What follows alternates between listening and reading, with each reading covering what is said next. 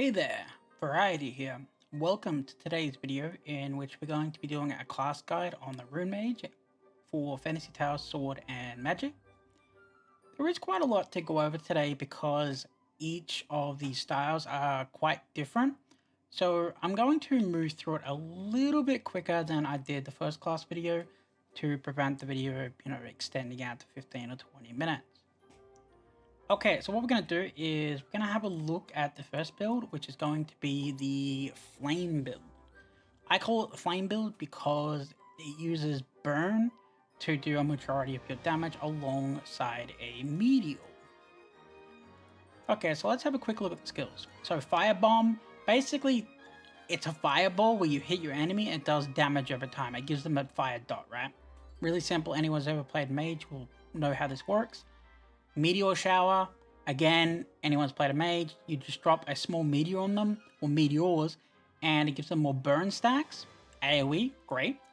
Arcane blast it's a bit of extra damage, and it gives you a 30% speed buff for 5 seconds. You could use this, or you could use Shadow Shift, which will give you a dash. I personally use Arcane Blast because I like the damage, and I like the ability to run around. That little bit of extra faster.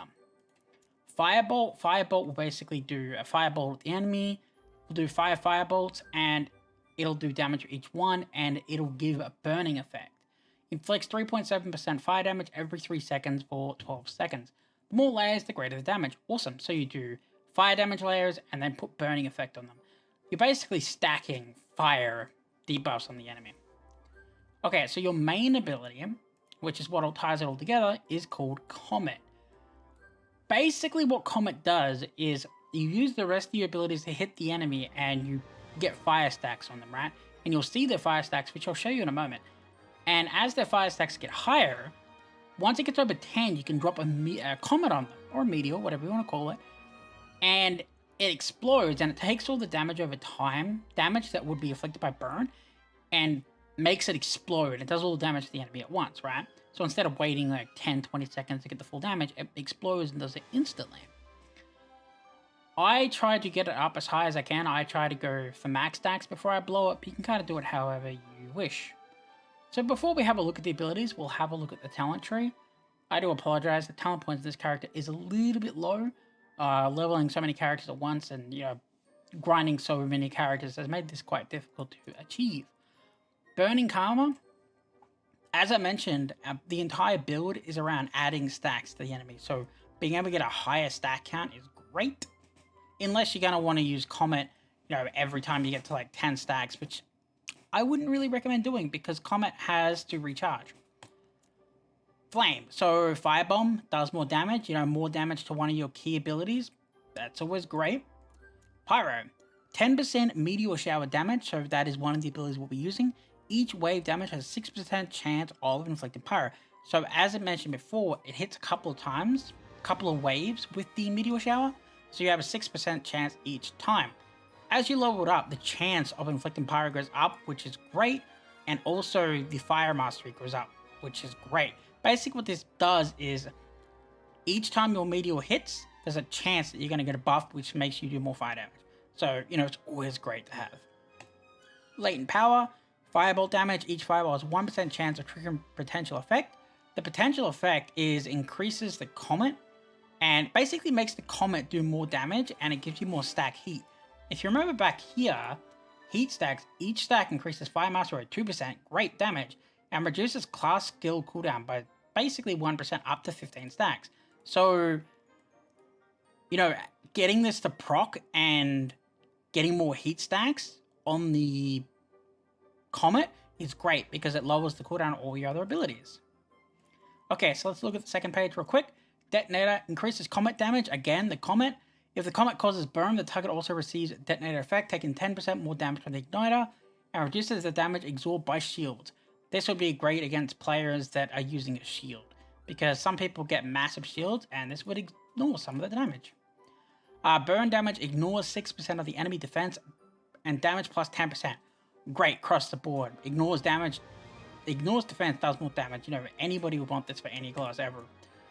Continuous damage by firebomb and meteor shower has a 10% chance of 1 extra stack. So the 2 main abilities that you're using to get up your stacks of fire is your firebomb and your meteor.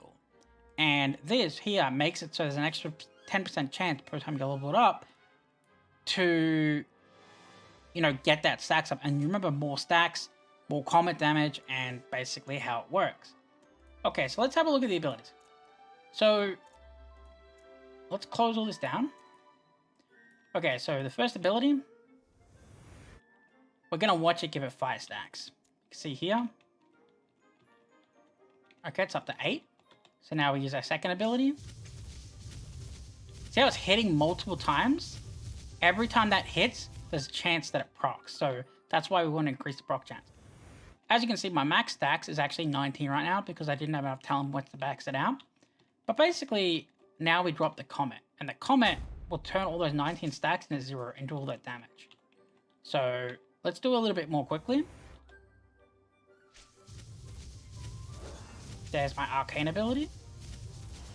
Okay, so we're up to 19 charges. Drop the comet. Now remember, each time you drop the comet, you're going to get more charge buffs up here. Your heat, which is going to make all of your cooldowns faster. And if your cooldowns are faster, it means more charges for your fire, which means you can use comet more quickly and do more damage. You're basically a bit like a train where you get started and you just kind of do more and more damage because your cooldowns get less and less. But yeah, pretty much the entire build is based around giving yourself a bit of a shield, moving faster, and stacking fire. Anybody who's ever played a mage in, you know, any MMO ever would understand how this works pretty easily. Okay, so let's go and have a look at the second build. Okay, we've talked about the first build, so now let's have a look at the arcane build. So let's open up your skills, talents. This is mystery. It's called mystery, but I think it's just an arcane build, quite frankly. Okay, so let's have a look at the skills real quick. So previously we talked about the fire build.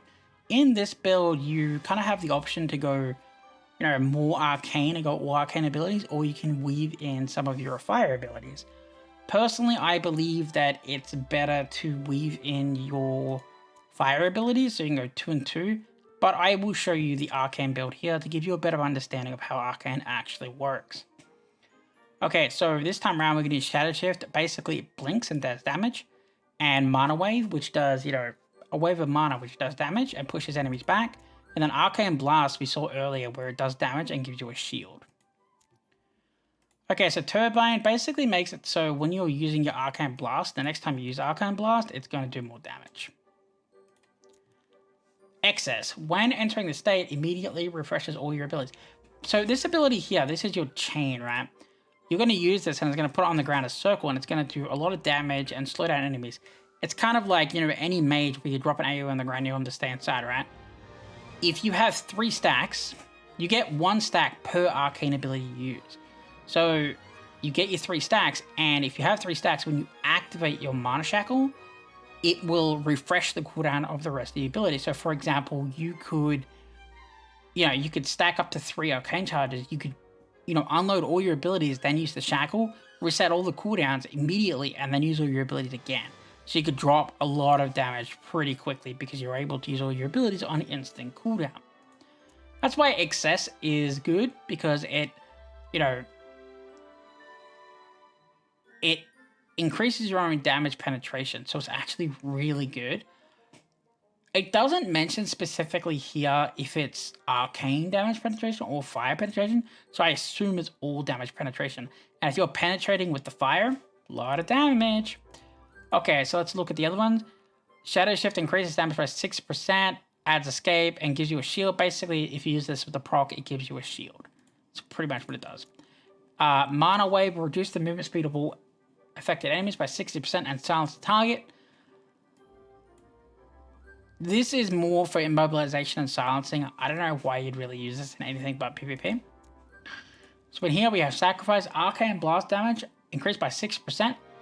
Arcane Blast will also increase the crit damage of the player when cast by 30%, so a crit on your Arcane Blast, great. Distortion, Shadow Shift, damage increased by 50%. Using Shadow Shift also increases the personal Arcane Mastery by 20%. So the first ability here is going to be your arcane ability, right? It does a lot of damage, and your distortion is going to increase all of your arcane damage. So this is kind of where you have to decide, do you want to use 3 arcane abilities to get your procs to restart your cooldowns, or do you want to go 2 arcane and 2 fire to split them? I've used 3 arcane up to now, but I think I'm going to start going into 2 fire until I see what's on the next talent tree. So erosion, each time a burn effect causes damage, there is a 15% chance of the target gaining erosion status. Erosion minus 2% arcane magic resistance. This is why I suggest running some fire. So I would suggest binning Mana Rave and taking Meteor Shower. So you're going to, or Fireball. Basically use Firebomb and one of these 2 abilities to add fire stacks, and each time the fire stack does damage, it'll lower their arcane resistance, and because their arcane resistance is lower, your arcane blast and your shadow shift alongside your chain ability will all do more damage. Also, the fire abilities obviously do their damage and their fire damage, right? So it's all great. Okay, so let's have a look at the abilities. So here's the Firebomb, we know what this is, and you got to get your stacks, cool. This is your dash ability. That gives us a proc. We're actually sitting on 3 procs. There is your arcane ability with the shield, allows you to move around a little bit quicker. There is kind of like your push back, which pushes back enemies. Personally, I feel like this is more for PvP, and this is the ability that I would shift out for the fire. I don't think it's super helpful for PvE, which is why I suggest shifting it out for Meteor. So again, that's what the ability's like. Okay, so we're at max stacks right now. I'm going to use all the abilities, just so they're not activated. Now I'm going to use the chain ability. And as you saw, all the cooldowns immediately refreshed.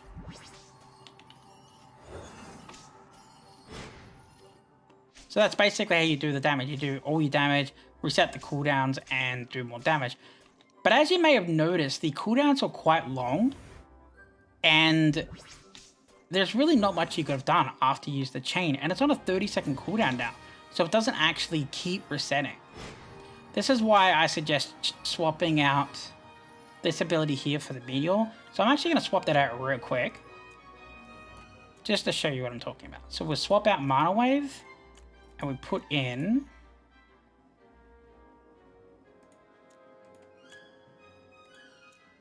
Meteor Shower, and Meteor Shower should be upgraded. Okay, so now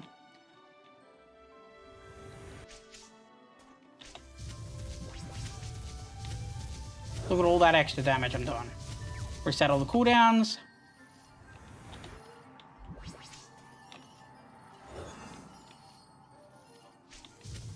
See, in my opinion, like, you're doing that fire stack, they'll have less arcane resistance. In my opinion, it's just much better to weave some fire in with the arcane than it is to just go pure arcane.